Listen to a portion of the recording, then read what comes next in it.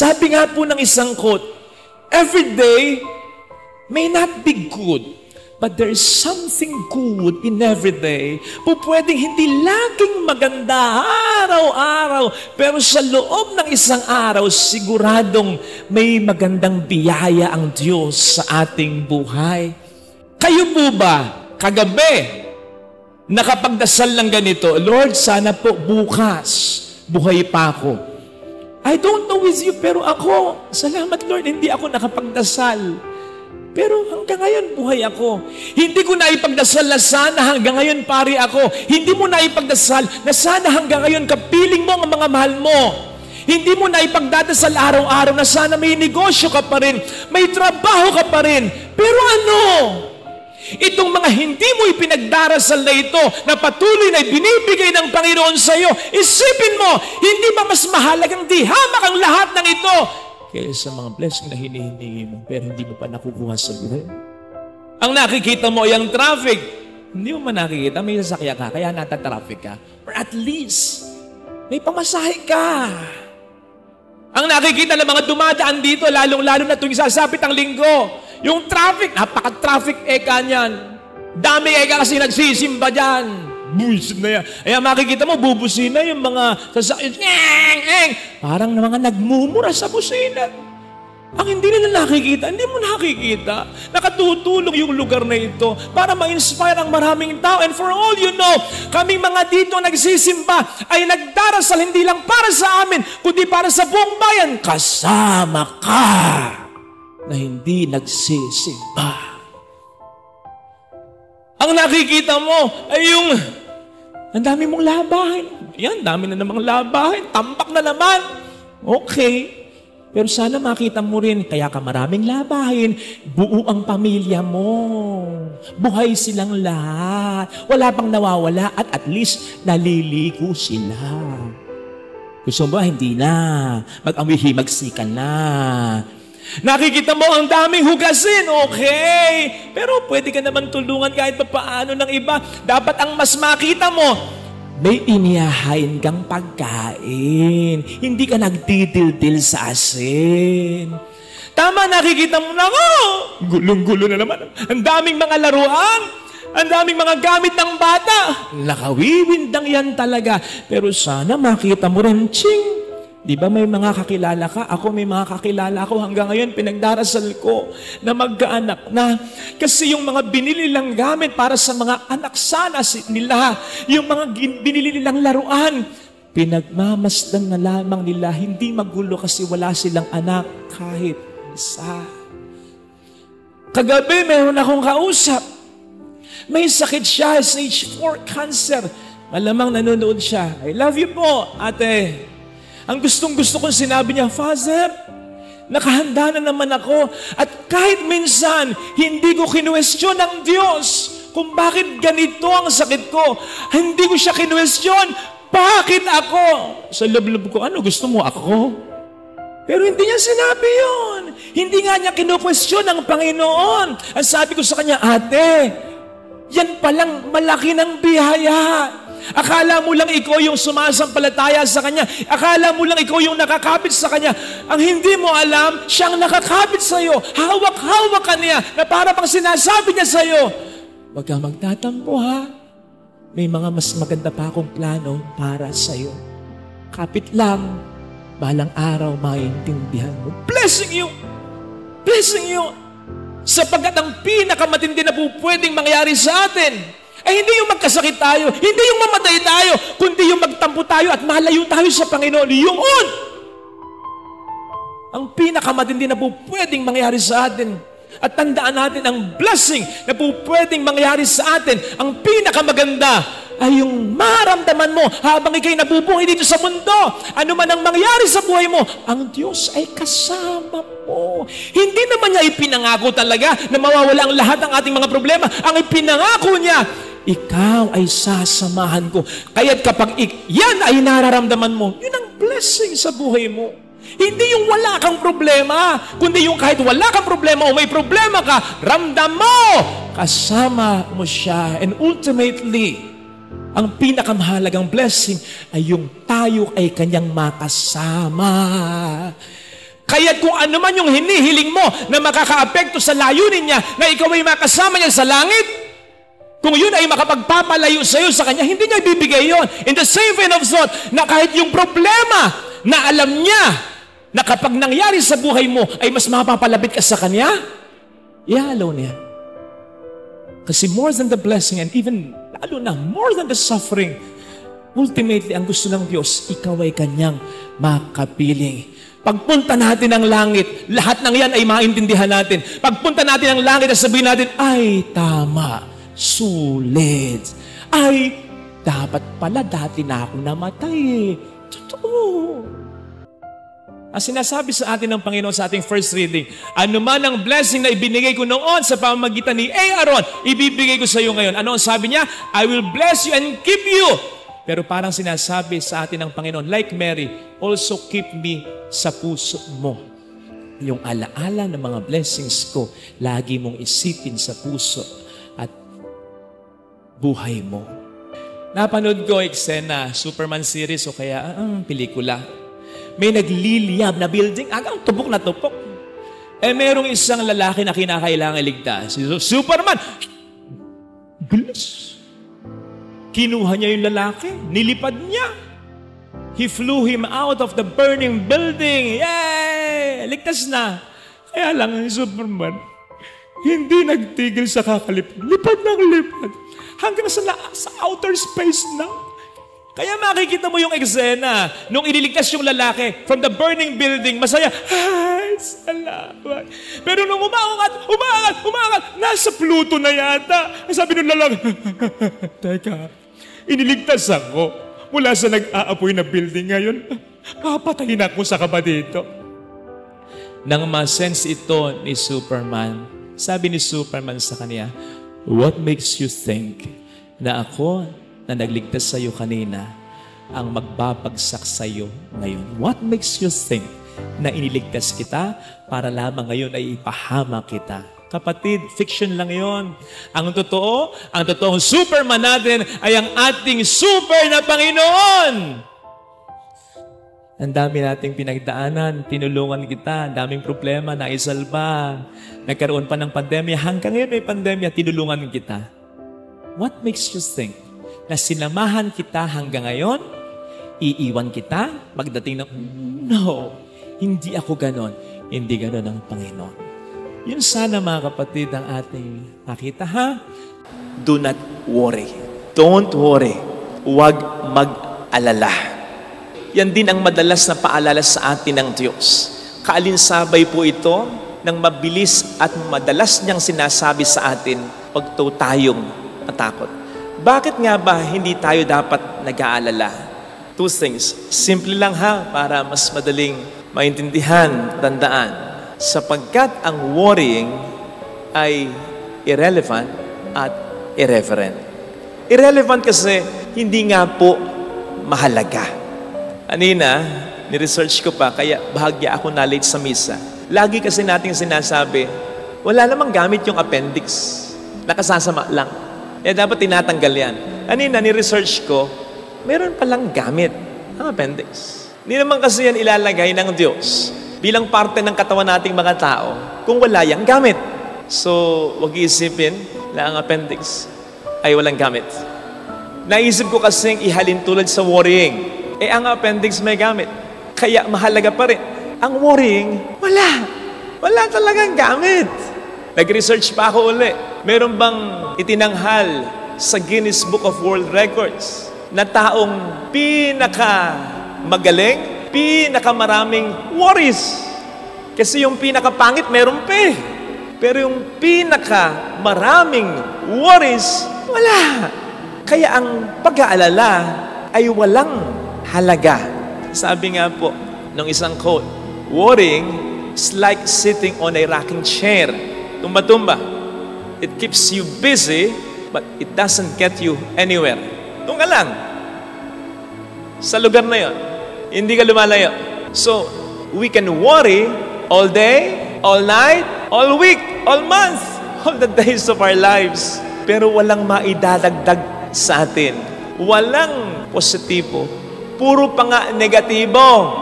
O sige nga, Meron bang taong nagsabi sa'yo, Mars,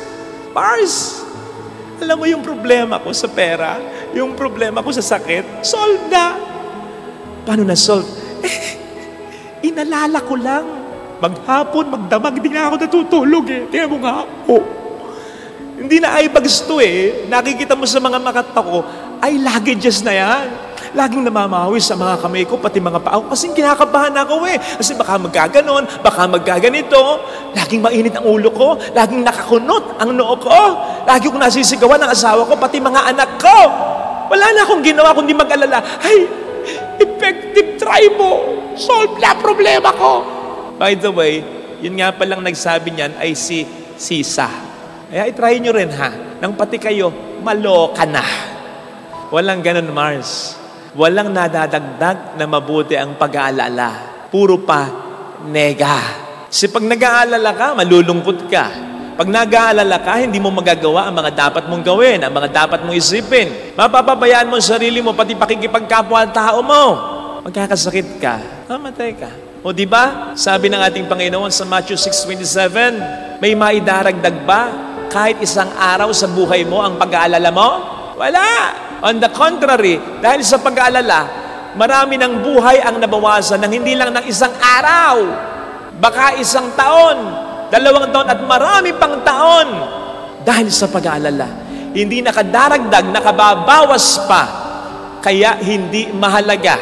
Lubayan yan, huwag mag-aalala. Worrying is irrelevant. Ikalawa, hindi na mahalaga, masama pa. Bakit? Worrying is irreverence to God. Hindi paggalang, hindi pagrespeto. Ang taong nag-aalala ay parang nagsasabi sa Diyos, Lord, naniniwala ako sa iyo pero hindi ako nagtitiwala. Paano yun? Naniniwala kang makapangyarihan siya pero hindi ka nagtitiwalang gagamitin niya ang kapangyarihan niya pabor sa iyo? Naniniwala kang mapagmahal siya pero hindi ka nagtitiwalang mahal ka niya? Naniniwala kang mabuti siya, pero hindi ka nagtitiwalang i-apply niya ang kabutihan niya sa'yo, lalo na ngayong meron kang problema, insulto sa Diyos yun. Walang pagrespeto sa Diyos yun. Siya na nagsabi na napakaraming beses, huwag kang mag-alala, huwag kang matakot. Siya na nag-assure sa'yo na mas mahalaga kang di hamak sa milyong-milyong mga mayang pinapakain niya kahit hindi nanghihingi sa kanya ng pagkain ng mga maya. Siya na nagsabi sa iyong mas mahal ka niya at mas inaalagaan ka niya kaysa sa mga magagandang halaman na iyong nakikita. At higit sa lahat, siya na nagpadala ng kanyang bugtong na anak para lamang iligtas ka. Ang hindi paniniwala sa kanya na maipapakita natin dahil sa ating pag-aalala ay hindi pagrespeto sa Diyos. Father, anong magagawa ko? Siyempre, concern ko pa rin yung health ko. Concern ko pa rin yung kabuhayan ko. Concern ko pa rin yung kinabukasan ng mga anak ko. Hindi naman sinasabing hindi mo maging concern eh. Ang sinasabi, yes, maging concern ka, pero alisin mo ang iyong pag-aalala. Ang concern kasi ay yung maisip mo paminsan-minsan. At iisipin mo lang siya kung kailan mo gustong isipin. Kasi meron kang mga ibang dapat gawin at ibang iisipin. Kasi may ibang buhay ka rin. Concern mo kasi, alam mo, aware ka. And you are dealing with it, much more you are praying for it. Pero yung worry, wala kang control. Ginagawa mong pagkain. Kung si Kristo, doing my Father's will is the food that sustains me. Ikaw, worrying is the food that sustains me. Pero hindi ka binubusog, nilalaon, ginugutom, pinapahina ka pa. Ang pag-aalala mo, kinakarir mo ang pag-aalala mo. So sabi nga, when it comes to concern, we own our concern. When it comes to our worry owns us. Hindi dapat ganon. At ang sikreto doon ay yung sinasabi po sa 1 Peter 5:7. Ang sabi ni San Pablo sa 1 Peter 5:7, cast all your cares to God because He cares for you. Ibigay mo ang lahat ng concerns mo. Ibigay mo ang lahat ng worries mo. Ibigay mo ang lahat ng anxieties mo. Yung mga causes nito sa Diyos. Why? Because He cares for you. Father, ginagawa ko naman yun eh. Kapag nagdarasal naman ako, sinusuko ko sa Kanya ang lahat. Ayun naman pala eh. Bakit ka pa rin nag-aalala? Kung binigay mo sa Kanya, bakit pag alis mo dito, dala mo pa rin yung mga isinuko mo sa Kanya? Ibig sabihin nun, hindi mo talaga binigay sa Kanya ang lahat. We are missing that most important word doon sa 1 Peter 5:7. All your cares, cast all of them. Hindi sinabing cast yung 99.9% cares mo. Hindi. Cast all your cares to Him. Lahat ibigay mo sa Kanya. Sapagkat sige ka, kapag yan ay hindi mo ginawa, nag-aalala ka na, sabi ko nga, ikakasala ka pa. Alam po ninyo, ang sabi dun sa mga naunang bersikulo, in fact, isang bersikulo lang. So 1 Peter 5:7, o ano yung po yung nauna? 1 Peter 5:6, ang galing. Ang sabi sa 1 Peter 5:6, ay magpakumbaba kayo sapagkat ang Diyos ay nalulugod sa mga mapagkumbaba samantalang sinasaway niya ang mga mayayabang. Something like that. It's about humility. Pagpapakumbaba. Magkadugtong po yan. Ang sabi sa 1 Peter 5:6, magpakumbaba. Ang sabi sa 1 Peter 5:7, cast all your cares to Him. Kaya, casting all our cares to God is humility. While carrying all our cares or some of our cares ay pride. Yung pagpapaubaya talaga sa Diyos ng lahat ay pagpapakumbaba. Lord, hindi ko kaya. Pero kaya mo ito. Alam kong tutulungan mo ako. Ula ngayon, hindi ko na masyadong aalalahan nito. Isipin ko pa minsan-minsan. Pero hindi araw-araw, hindi minuminito, hindi segundo. I'm casting all my cares to you. On the other hand, carrying even some of our cares, Lord, I got this. Kaya ko ito. Kaya ko ito. Kaya ba nga nila? Kaya, huwag po tayong masyadong nag-aalala. Hindi na yan mahalaga. Masama pa. Mamumroblema ka na. Hindi ka pa kalugod-lugod sa Kanya. Diba? Double suffering yun. Kinakailangan mo ng tulong. Hindi pa nalulugod sa iyo ang Panginoon. Ito sana ang ating makita, mga kapatid, sapagkat lahat tayo may mga alalahanin sa buhay. Ibigay natin ang lahat ng alalahanin na ito sa Diyos. Upang alalahanin man natin ay paminsan-minsan lang, sapagkat alam natin, ito ay inaalala at ginagawa na ng paraan para sa atin ng Diyos. Tingnan po ninyo ang picture ng Divine Mercy. Diba? Yung isang kamay nakaturo sa kanyang puso, yung isa niyang kamay nakaganyan na parang nagbe-bless. Anong ibig sabihin yan? Para sa akin, simple lang. Sinasabi niya, kinaawaan kita, kinahabagan kita. Ang ibig sabihin ng awa at habag sa punto de vista ng Diyos, nararamdaman ko'y nararamdaman mo. Ako rin minsan sinabi ko sa Ama, Ama, bakit mo ko pinabayaan? Yan din ang nararamdaman mo, di ba? Naiintindihan ko yan. Basta huwag kang mawawala ng pag-asa. Tulad ko, pagkatapos mong sabihin, Ama, ba't mo naman ako pinababayaan? Sabihin mo rin sa Kanya, pero Ama, sa mga kamay mo, binibigay ko ang Espiritu ko. Ikaw na ang bahala. At kapag ganun ang ginawa mo, sabi niya sa kabilang kamay niya, muli kitang bubuhay sa huling araw. Literally or figuratively, ibabalik ko ang sigla ng iyong buhay. Pagpapalain kita. Mahal ka ng Diyos. Makapangyarihan ng Diyos. Huwag mong aalisin yun. Kaya nga ang sabi, wear the helmet of salvation. Niligtas ka na ng Diyos Hindi lang sa krus, kundi sa buhay mo. Ang dami mo ng problemang nalampasan. Tandaan mo yan. Huwag mo aalisin yan sa iyong isipan sapagkat yun ang pangahawakan mo. Mahal ako ng Diyos. Hindi po pwede kong isipin, hindi na ako mahal ng Diyos kasi ang Diyos ay hindi nagbabago. Di ba't pagsugal, kapag ang kalaban mo ay buta, zero, mahahalata mo ba? Hindi siya papahalata. Ganyan lang yan. Bakit? Binabluff ka niya. Ganon ang diablo. Binabluff ka lang niya na parang hindi mo kaya. Binabluff ka lang niya na wala na daw mangyayaring maganda. Binabluff ka niya, tinatakot ka niya, pinagpapaalala ka niya. Bakit alam niya na kapag kumasa ka, kahit yung 1% pananampalataya, sa tulong niya, ang demonyo mapapataob mo siya. Kasi kahit 1% pananampalataya, aalagaan niya, aalalayan niya, kakaawaan niya. Ganon ang banal awa niya. Kasi iniintindi niya ang bawat isa. Inasmuch as, saan ba galing yung 1% pananampalataya na yan na nanghihina na? Saan? Di sa 100% pananampalataya na bawasan lang dahil sa dami mong naging problema. Si Tomas, hindi naman talaga siya dati nagdududa. Bakit siya nagduda? Ang tindi nung nangyari. Si Jesus yung inaasahan nila, pinatay ng walang laban. Hindi pa nabubuhay. Yun ang alam niya eh. Masisisi mo ba siya? Ganun ka rin naman.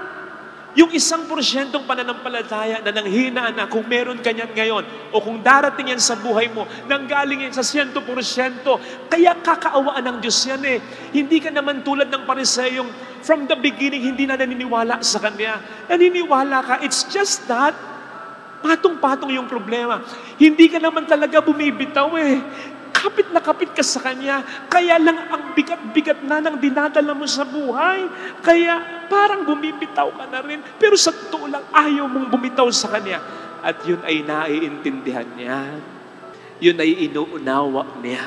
Kaya yun ay kaaawaan niya. Basta, kahit yung isa na lang na pagkakakapit, huwag mo ibibigay sa demonyo yun.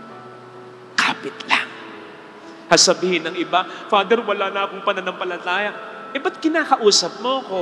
Ba't nagdarasal ka? Ba't nagsisimba ka? Meron pa.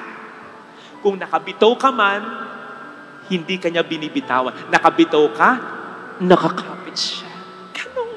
So wag kang mawawala ng pag-asa. Kahit sino dito, mayroong pinagdaraanan. Yung iba sobrang mabibigat. Yung iba sobrang mabibigat na kung hindi lamang may takot sa Diyos, kung hindi lamang masamang magpakamatay, matagal nang kinitil ang kanilang sariling buhay. Mind you, maraming ganyan. Sigurado ko, ito yung mga taong na-encounter natin. Nakangiti kahit paano, nakakatawa, nakakapustura. Pero sa loob-loob nila, ang bigat-bigat pala ng dinadala nila. Imagine encountering such kind of people, tapos susungitan mo. Ni hindi masyadong narinig yung inutos mo. Hihiyain mo.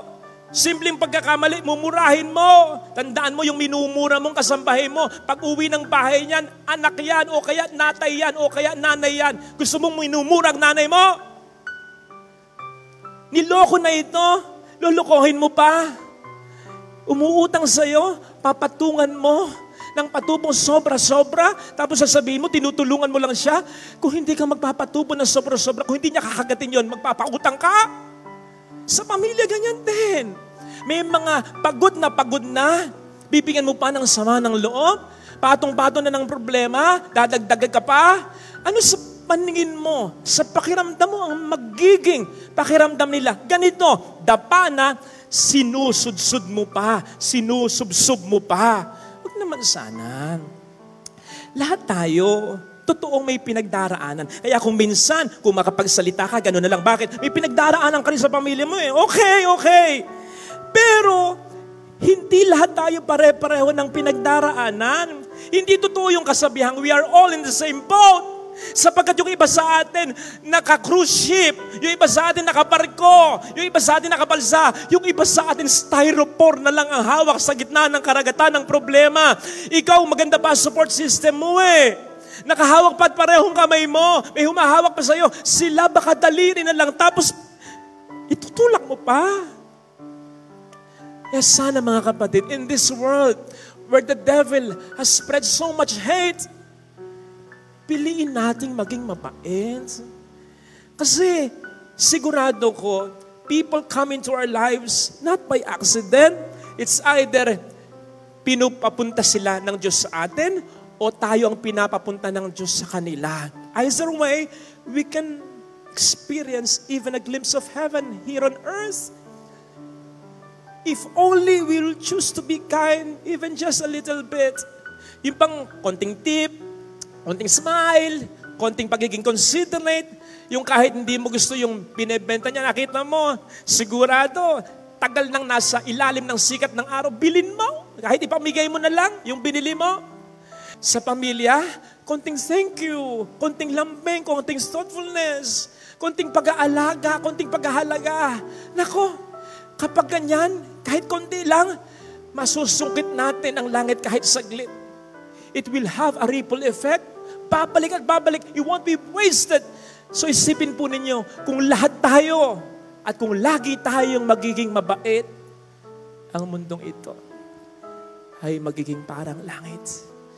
So hindi po tayo nilikha ng Diyos para maging malungkot dito sa daigdig at upang maging masaya sa langit.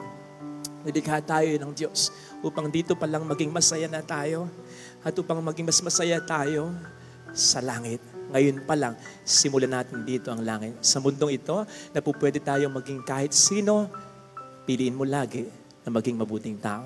Mas marami at mas dakila ang mga himalang ipagkakalob ng Diyos kung tayo ay naniniwala sa Kanya. Makailan ay may nakita ko na kalungkot-lungkot na post sapagkat ang isa sa mga kakilala ko sa Bulacan, miyembro ng samahan ng parokya, ay nasunugan. Uwi nila, natupok na, wala nang natira. So, pinost niya yung mga pictures ng pagkasunog ng bahay niya. Tapos, ang caption ay ganito, "Salamat sa Diyos at walang nasaktan sa pamilya namin at wala nang nadamay pa. Salamat kung may magbibigay na mabuting puso. Salamat sa Diyos sapagkat alam naming may maganda o mas magandang plano pa siya." Yun yung pagiging secure sa pagmamahal ng Diyos. Yung kahit anong mangyari sa atin, maniniwala tayo na hindi nagbabago ang pagmamahal niya sa atin. Maraming paraan ng pagpaparamdam ng pag-ibig. Hindi lang yung gusto mo, hindi lang nag-iisa ang paraan ng Panginoon ng pagpaparamdam ng pag-ibig sa atin. Pwede kong sabihin na pwede siyang magparamdam din ng pag-ibig sa atin sa pamamagitan ng hindi mga kaaya-ayang pangyayari sa buhay natin. Huwag nating i-box ang Panginoon sa isang paraan lang ng pagpaparamdam ng pag-ibig sapagkat kung ang tao maraming ways of showing his or her love, mas talong ganun ng Diyos.